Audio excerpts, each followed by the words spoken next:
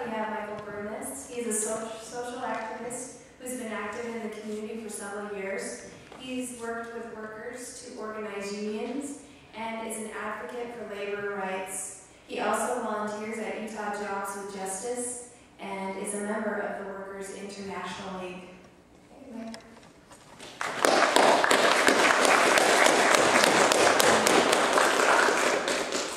Okay, Okay, well, I kind of wanted to talk to you today about the wars that are going on in the Middle East, the reasons they happen and are happening, the enormous economic and human costs that they're imposing on us, and just some ideas on how to end this nation's reliance on militarism in solving its problems. I think maybe the first place to start would be in Afghanistan, which is a country that got the full brunt of U.S. military aggression following the 9/11 attacks. At the time, few people knew or cared about who or what they attacked. So high was the fevered pitch of anger after the terrorist attacks in the Twin Towers. Actually, few Americans ever would have suspected that the terrorist attacks might have a direct link with the United States' own terroristic activities in that nation 2 and 3 decades ago. The link actually goes all the way back to 1974, when a popular revolution overthrew the Afghan monarchy. The regime that came to power after that was itself overthrown in 1977, and the economy was thoroughly nationalized under the rule of the newly formed PDPA government. These revolutionary developments scared the hell out of the United States. Fear increased that this would lead to a widening of Soviet power. More than that, of course, the fear that it would lead to more overthrowing of capitalist property. So the U.S. military did what it does best and began searching for internal opposition to the PDPA government that it could arm and fund as a proxy army against the USSR.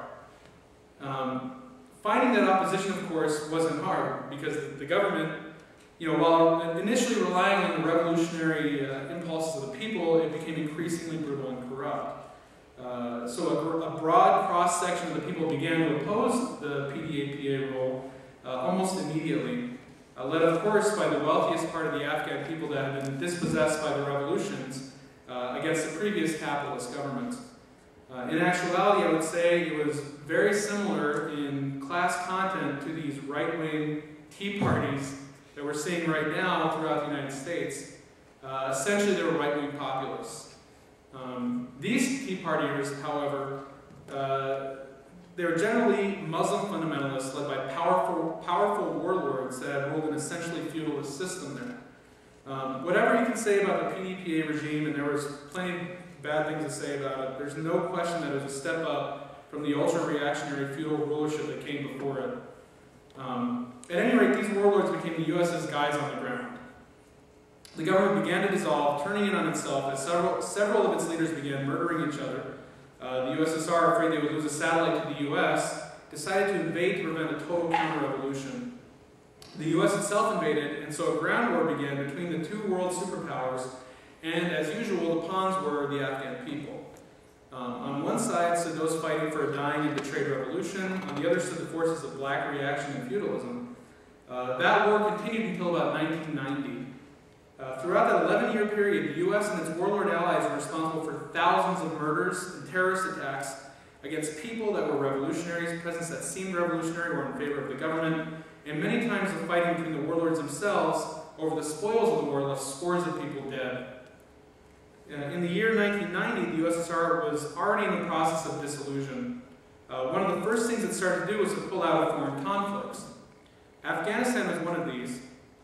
The puppet Soviet government collapsed, and the terrorists that the U.S. had funded and armed and fought with were left to their own designs. As the U.S. pulled out, a bloody war of conquest between all the different warlords that had allied with the U.S. was fought over the division of Afghanistan's resources. Out of this war, Al-Qaeda and the Taliban were formed. Afghanistan essentially fell back into the Dark Ages, and for 6 years there was chaos and murder as rival gangs of thugs traded places ruling the country. Finally, the Taliban, fundamentalist extremists of the most reactionary from Muslim schools across the nation, managed to take power. The U.S. immediately started funding and arming it, and maintained that position for around 3 years, until international outcry forced them to dial the support for the regime down dramatically. So in 2001, essentially the ghosts of Washington's past came back to haunt them. throughout the 90s, Al-Qaeda had been responsible for bombings of U.S. embassies and bases throughout the world, culminating in one of the deadliest terror attacks in this nation's history, the bombing of the Twin Towers, the Pentagon, and the downing of the 4 commercial jets that bombed them. This is because bin Laden turned on the U.S., his former patron. So the same acts that got him called a freedom fighter in the 70s, when they were used against the Soviets, got him called the most wanted man in the world when they were directed against the U.S. Basically, Frankenstein's monster had risen and turned against him. The Taliban, which was upset over the loss of patronage from the U.S. And were allies with Al-Qaeda, were housing their brothers in their country, and this led to the war that we're into to this day. So I guess the real question is, why did the U.S. attack Afghanistan? If you remember, the U.S. didn't even attempt to provide any proof that Al-Qaeda was responsible. They simply demanded that they extradite the leadership of Al-Qaeda to the U.S. within a few days, or they would attack. There's no sovereign government in the world that would ever think of extraditing people within its borders that it would never that it would never extradite to other nations for trial. I'm sorry. There's no sovereign government in the world that would ever think of extraditing people under these conditions, and that's including the U.S., which has many terrorists at its back within its borders to this day, that it would never extradite to other nations for trial, despite plenty of proof to their guilt. At the time, though, the hurt and anger everyone felt at the massive deaths of civilians blinded Americans, I think, to anything else, and this seemed to make perfect sense. To the Bush administration, though, I would argue the invasion of Afghanistan, I think, had very little to do with 9/11, and I think it had a lot to do with Iraq. Turning my attention now to Iraq, Iraq and Afghanistan actually have kind of a similar story.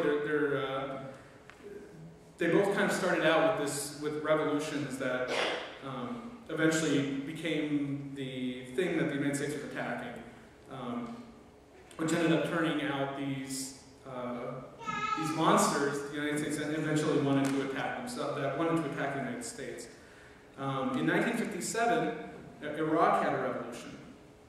The United States, of course, opposed it, but with the existence of the Soviet Union, was unable to invade without fear of nuclear attack. So as usual, they started with trying to find opposition to the revolutionary government.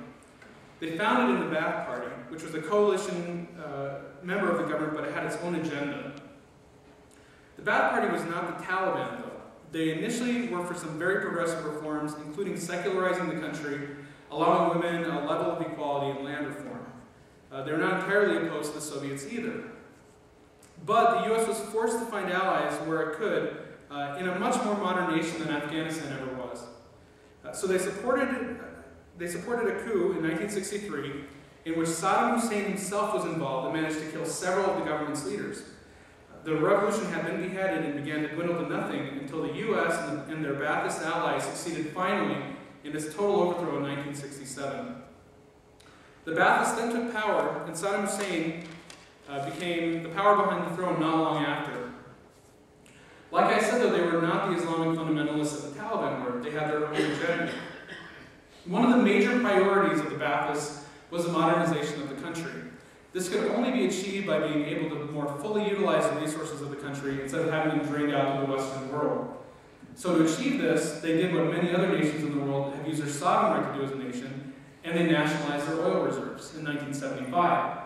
This infuriated the United States, which even contemplated invading at the time, since any opposition to the regime was virtually impossible given the iron-fisted nature of the Ba'athists.